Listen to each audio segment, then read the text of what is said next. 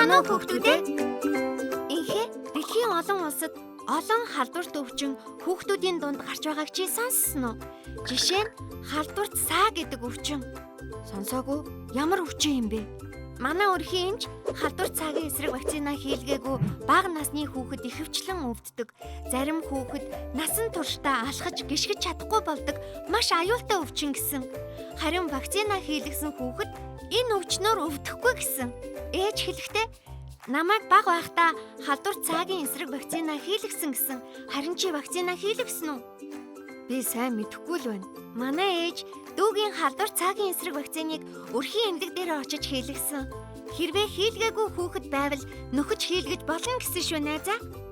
Эмч заавал хийх дархлаажуулалтын үндэсний товлолын дагуу халдварт цаагийн эсрэг вакцины эхний тунг хүүхдийг төрснөөс хойш 24 цагийн дотор, 2 дахь тунг 2 сартайд нь, 3 дахь тунг 3 сартайд нь, 4 дахь тунг 4 сартайд нь уудаг хэлбэрийн вакциныг хэрэглэх ба 5 сартайд нь тарьж хэрэглэдэг халдварт цаагийн эсрэг вакциныг хийлгэснээр хүүхэд халдварт цаа өвчнөөс урьдчилан сэргийлж чадна гэж хэлсэн.